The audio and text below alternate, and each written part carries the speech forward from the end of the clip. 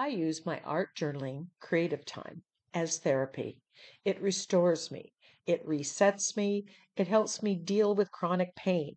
And I've talked about that in past videos. And while all art journaling and creative processes is good as therapy, I'm going to give you some pointers when you really need to use art journaling as therapy. So, number one, stick to a small enough size. Don't go too big, don't go too elaborate. We're going to keep this easy peasy. Here's the other thing, make simple choices. I'm starting with a gel print background. I just picked the first gel print that I had. It has a color scheme of Naples yellow and burnt sienna, and I'm going to add bright aqua green down the line as a contrasting color. The color scheme has been set. So here I am simply cutting the gel print, cutting off the excess, and I'm just going to glue that down the entirety on it.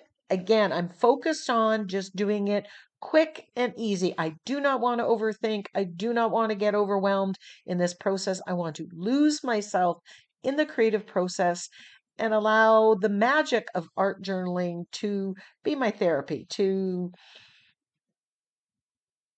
just restore me.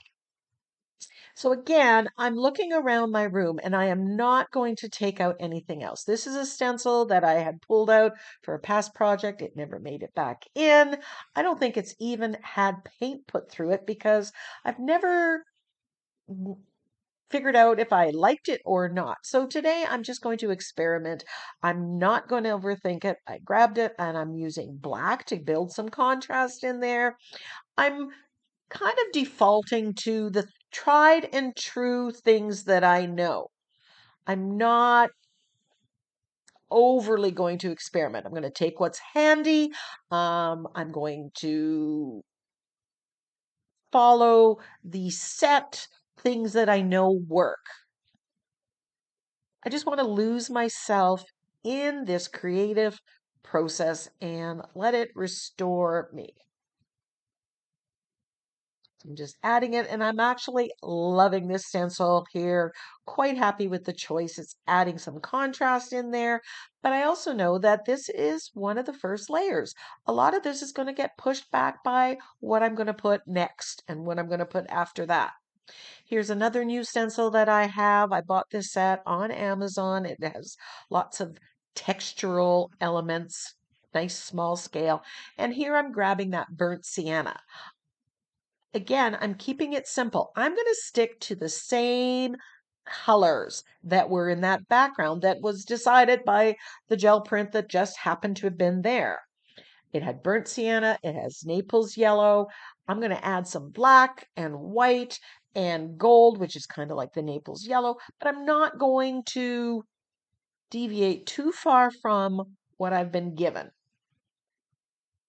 Minimum materials, minimum supplies, using whatever's nice and handy.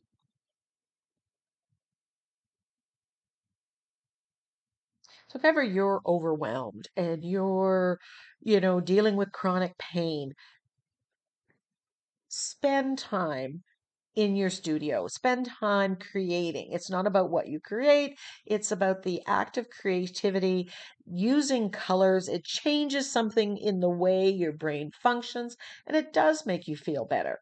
Here are some stamped images that I stamped in a recent stash builder session. And I am just going to cut them out. And you don't need to watch me do that because then I'm going to audition them.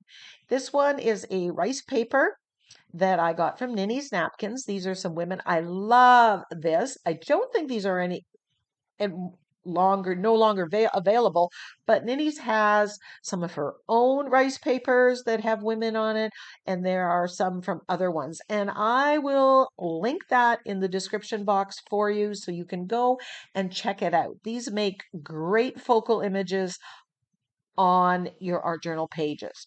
So I've just water cut around it. I used a lot of water. Now, this strip I cut off and it landed on it, and I thought, oh, I really like that element. So that was kind of a happy accident. So here, what you're going to see me doing is playing with the composition. Do I like this? Do I like this? And I'm just auditioning different ideas. Now, you can get lost and overwhelmed in this process and start overthinking everything, kind of paralysis by analysis. So, I highly recommend setting a timer. Give yourself 5 minutes. And then you have to make a decision. Truth be told, there is no bad decision. There are things you might like better, there are things you might like worse. So you want to play around for a little bit, but force yourself to set a timer. So make a decision and move forward. Don't get lost in the analysis. The purpose of this art journal page is to get lost in the process, not to create great art. Not that doesn't mean to say I don't want this to look nice at the end of the day, but I admit I accept the fact that there are lots of possible answers. So I'm finding that this focal image is a little small in this vertical orientation. And so in a minute, even though initially I thought I want to go um, vertically, I do turn the page to go horizontally because I think it works better. So again, follow what the page tells you. So here I'm going to put the girl. So I'm continuing playing with it. And the reason I kept this in is because I don't want you to think that we all don't struggle with, oh, should I do this or should I do this or should I do this or should I do this? This is part of the process. And often it isn't what's shown on people's videos. You get the edited, curated kind of thing. So I'm still playing with it. I've decided I'm going to use a couple of those different stamped images, kind of like butterfly wings behind her head. That gives weight to my focal image. I love that horizontal line on there. And oh, these flowers, I thought I could use them, but you know what? They're going back in the stash. They'll show up on another page. Nothing lost. So I'm just deciding what to do here. And once I've made my decision, once your 5 minutes is up, move forward. So I'm going to glue the wings down here. These are actually flower petals, but I'm turning them into wings.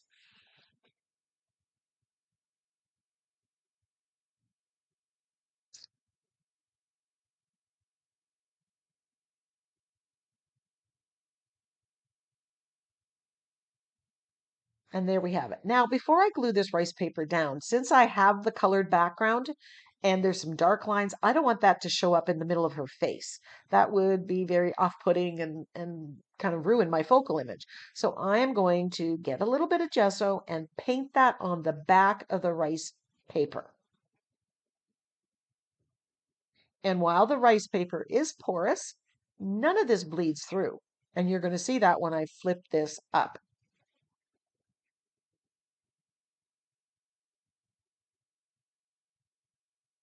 This makes it opaque. This is going to make it so those black marks and everything do not come through in the middle of her face.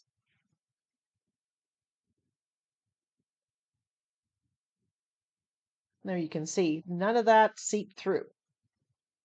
So now that that's completely dry, I'm going to use my matte medium and glue that down.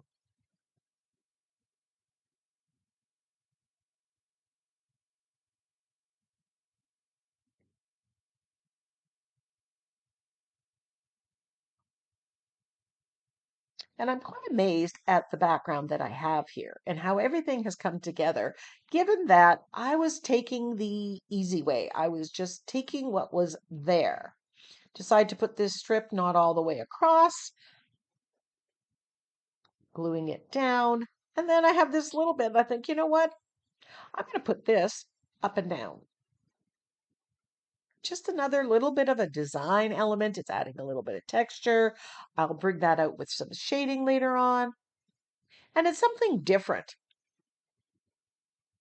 Don't be afraid to experiment. And while maybe you don't want to experiment when you want it as therapy, but it's very freeing to just do. You have an idea, go with it. Here I'm just adding a little bit more burnt sienna, changing it up, just tweaking it a little bit.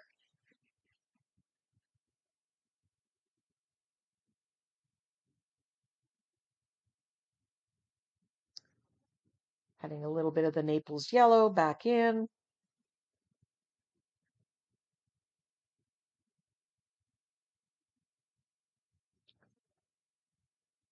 And here I'm going to add the bright aqua. I'm going to stencil that on in several places. I want a nice pop of color. And hopefully you see and agree with me that adding that color it pushes things back. It gives some of that contrast. It brightens the page a little bit. And I'm even going over some of the wings and some of the collaged focal image that I have there to just kind of make it all blend. And the reason that works is that red orange at the top is right across from the blue green or teal. And those are complementary colors and they work well. There's a lot of energy that happens when you use that. So if you're looking for a contrasting color, look for the complementary color. What's across the color wheel from it? That's why this works. And I know that. So when I made that decision, when I first grabbed that first collage paper, in the back of my mind, I knew that I was going to add the bright aqua because, again, that's my default. I know that it works. And I didn't want a page that was going to fight me and give me a lot of challenges and problems. I want it easy. Here I'm just shading around the outside edge with black. This frames the page. We're going into the finishing part. Again, this is very rote, very default setting. I do this on every page. These are things that just I know work. So you're relying on that. And I decide to bring out the collage strips. And I really like that. And I'm going to have to remember that to do that on other pages. Cut strips of collage paper across to add texture and a visual element that I'm rather enjoying on here. I think you can play with that in a variety of ways. So I've made that stand out. Now I want the um, flower petals turned butterfly wings to show up a little bit more. And I have a plan for another edition. So I want this darker. I want it more black around the edges so that what I'm going to add in a bit it shows up a little bit more. Just going to shade a little bit on the woman here. I'm not adding much to that rice paper image at all. So I looked through my stash of sentiments, ones that were odds and ends, and I have determination to soar. And I like how those horizontal strips kind of work. It's a big, bold thing. Here, instead of using the shading like I did in everything else, I grabbed my General's charcoal and I'm outlining it and smudging it. And the reason I'm doing that is one, that's one way you can get shading around your elements as well as using the angle brush like I did. And two, my angle brush I washed already, so I didn't want to dirty it again.